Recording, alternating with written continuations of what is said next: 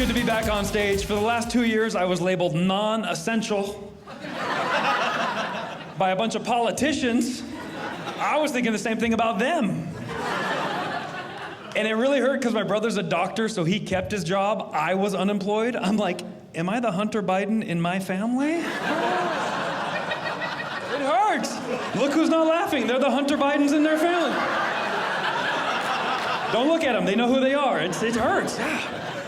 I go, my goodness, I have a special to go tape. I want to be on the stage. I don't want to stumble over my words, forget what I'm supposed to say, start to look like a president up here. So I didn't say which one. Pick your own favorite. What I did is I decided I am going to go to Texas to practice before this taping because Texas did not participate in the pandemic. Did you know that? No, that was like the Donald Trump of states. They're like, we're not doing it here. No, thank you. Take it somewhere else. I don't really care. You can go to California, New York. Don't bring it to Texas. Not happening here. We're not doing it. Business as usual. No comprende. That's Latin for not doing it. That's what that is, I believe. Yeah. Woo. So I go to Texas and I'm trying to make them laugh. Every different community has their own sense of humor, but I think I got it. I ran up the stairs. I go, at least I didn't fall up the stairs. Boom, everybody laughed, except one guy. That's who we focus on. The one guy not laughing. I go, sir, that was funny. Joe Biden fell up the stairs. He goes, no, he didn't. Then he said the most Texas thing ever. He goes, he was pushed by Jesus. Only in Texas. Well, that is ridiculous. But then I went and watched the tape. It does appear like he was pushed by Jesus. Because when you watch, he fell 3 times. Where's my religious people? You know the reference. It's the Father, the Son, the Holy Spirit.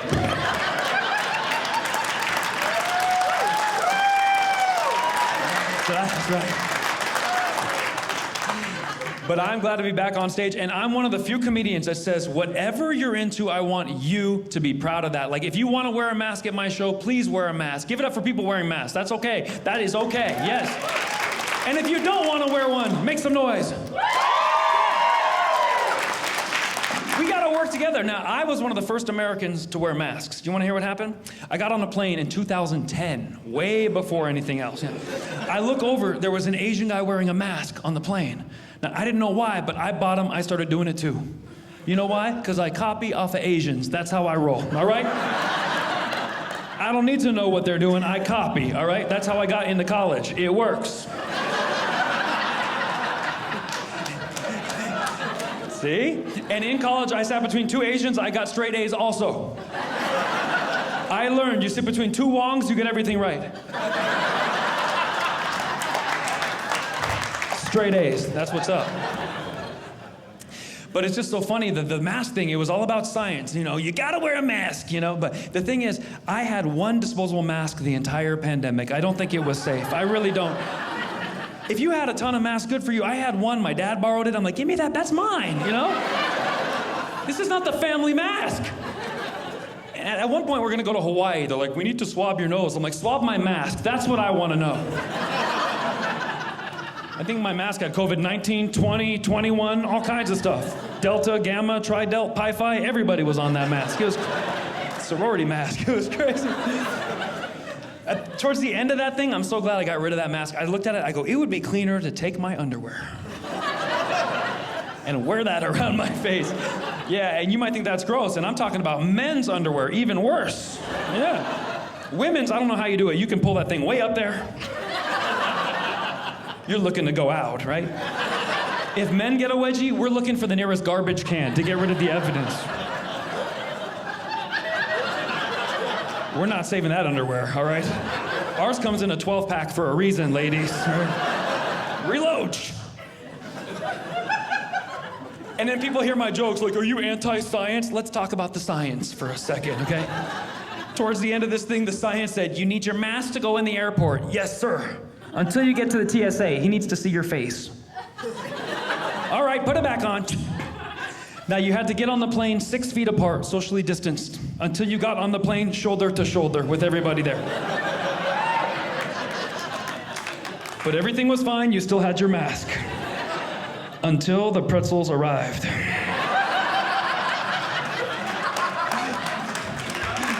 Right, the little bag? As long as you had the little pretzels, COVID took a pretzel break. You finished the last one, put your mask on. Okay, I'm sorry.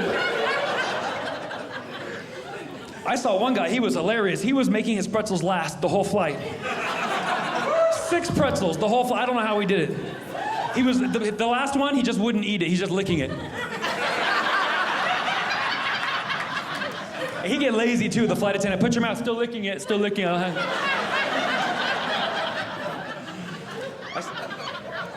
Flights are funny too. How come every time you land, the pilot's like, we know you have many choices. Thank you for choosing our airline. We don't have many choices. There's a couple choices, right? You can go on like Southwest, they tell you little jokes. Hey, there's no smoking, but if you go on the wing, if you can light it, you can smoke it. Like, haha. Or you go on like United Airlines, they got those grouchy flight attendants. They used to have young, beautiful flight attendants, get your drink, come right back. That was in the 70s. Here we are 50 years later, it appears those same women are still flight attendants.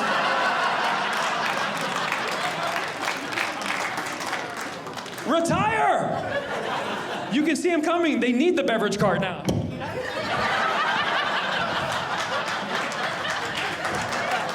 I've been flying since before people were allergic. You're like, that's not a beverage cart, that's a walker with juice in it. Look at that go. Then you can go on these low-budget airlines, okay? Spirit Airlines.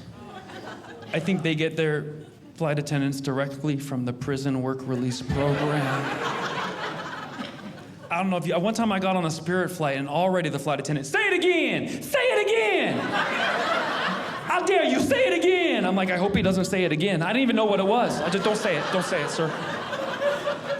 And she was talking to the pilot.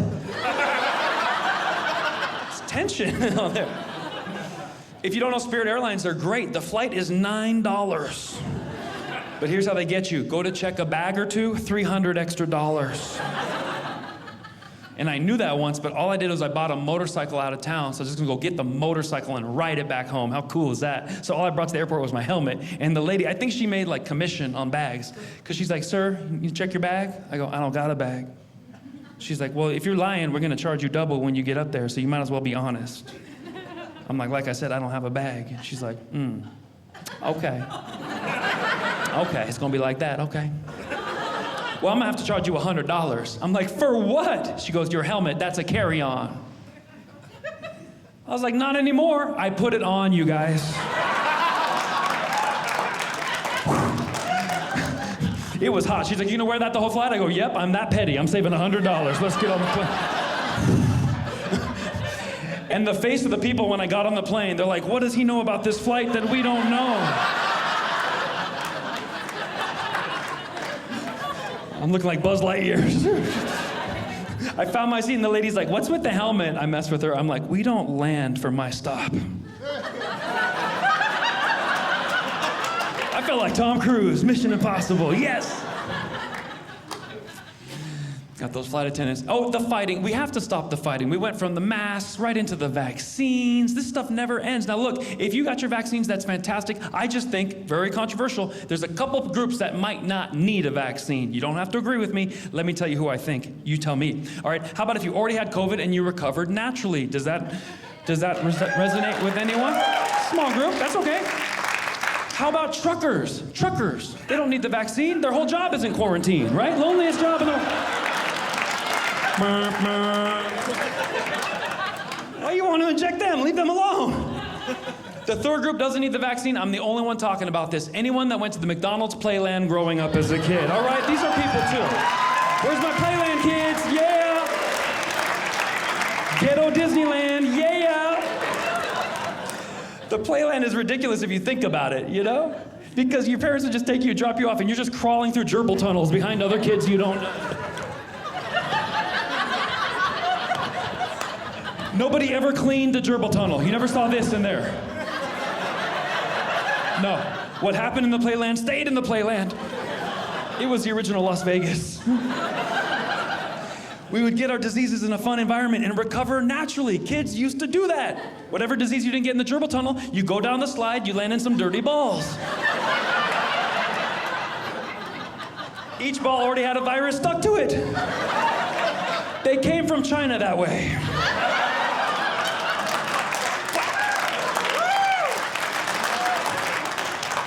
We've lived through stuff now. Now I know how old people's stories are made. We now have old people stories. Remember when you would sit down and some older person in your family would be like, back in our day? You're like, whatever, that's us now.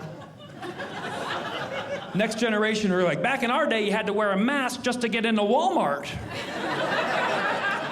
Oh yeah, I survived the great toilet paper fights of 2020. Yes, I did. And look at my hands, they weren't always this wrinkly. We sanitized 50 times a day. We didn't know the long-term problems that would cause, you see. Whatever, Dad, you're just old. Oh no, I used to have the hands of a Korean boy band member. They were fabulous.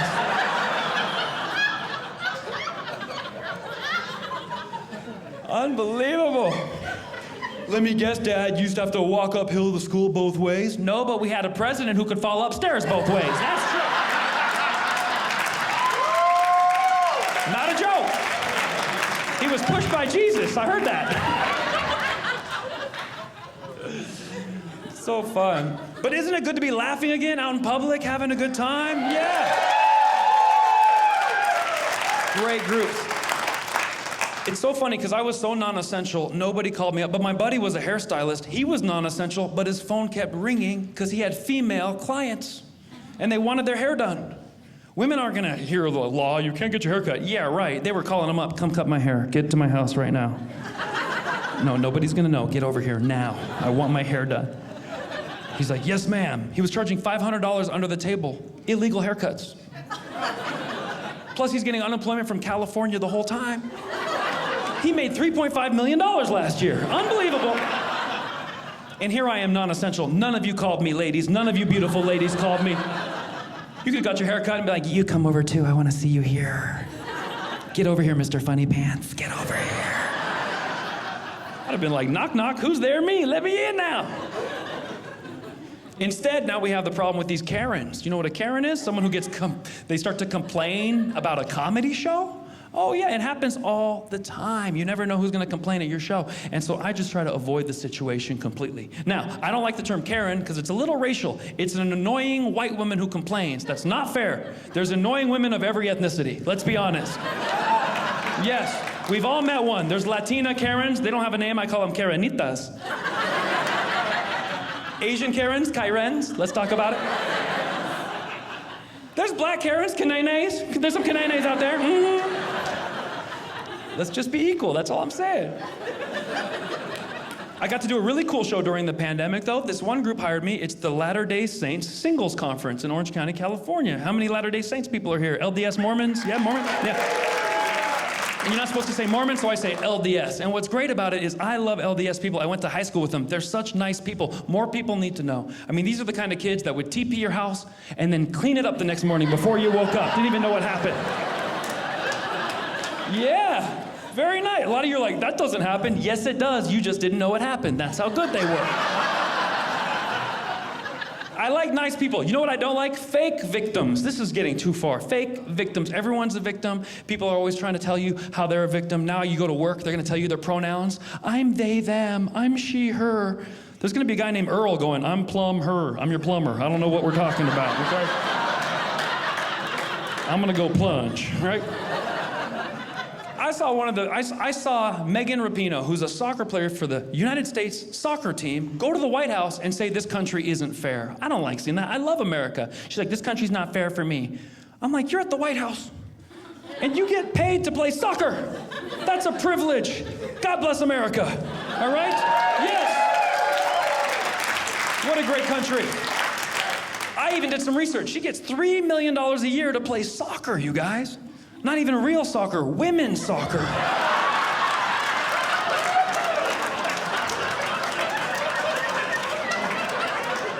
There's gonna be a Will Smith after the show. Keep her name out your mouth.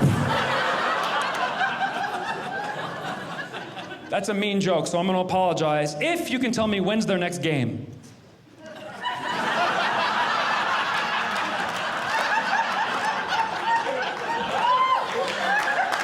Solutions. All right? We need solutions.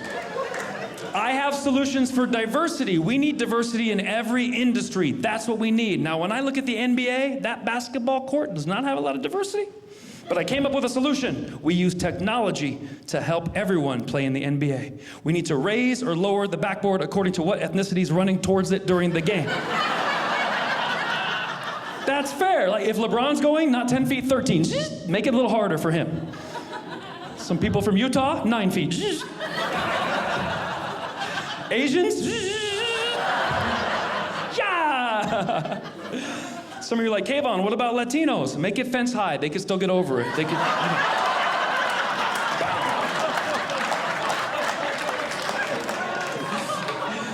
Some of you are like, what would Latinos say if they heard that? They love that joke. I just performed in Arizona. This guy after the show goes, hey, you're stupid. We would go under the court. El Chapo style. I was like, touche. The reason I can do all these different jokes is because I'm a minority myself. Now, I know you're looking at me, you're going, Kayvon, you just look regular white. Not so fast. My dad is Persian, my mom is Scottish. That's rare.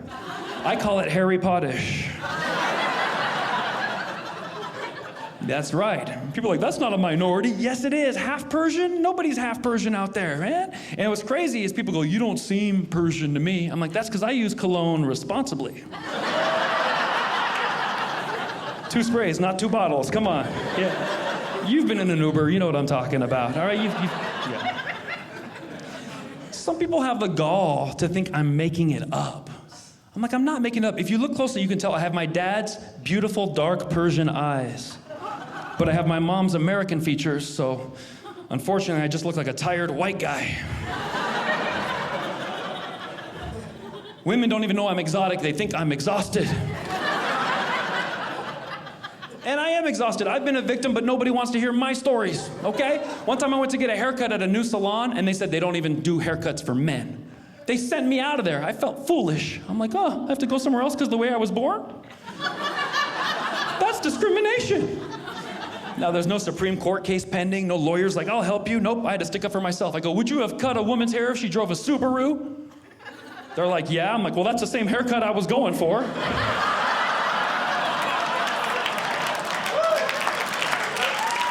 Beep, beep. That's right, I have been a victim. Here's how big a victim I am. This is unbelievable. I went to get an allergy test. They put this little thing on my back and they scratched me with all kinds of irritants, and it turns out I'm allergic to cats and watermelon, which is crazy because Persians are known for cats and watermelon. Yeah, see, you didn't even know that. That's how big a minority I am. Yeah, for a Persian to be allergic to cats and watermelon, that's like being Mexican and allergic to tacos and landscaping. Thank you, I was hoping somebody would understand me.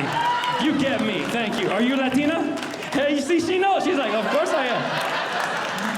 I'll meet you under the court. We'll go get some tacos. That's right.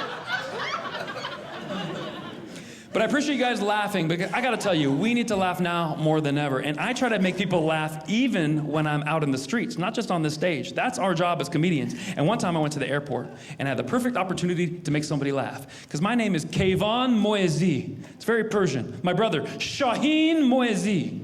Now, my mom, Margaret, didn't get to name us, obviously. But I love having a weird name because I can have fun with it. Sometimes I give people my ID, they're like, what's that name? If I don't have time, I'm like, it's Kevin Mosey, right? But sometimes I crank it up even more ethnic. One time I went to the airport in Atlanta, Georgia. There's a black dude working TSA. Give my ID, he's like, all right, Kevin, have a good day. I go, no, sir, that's not my name. He's like, it's not Kevin? I'm like, nah, dog. That's Kayvon.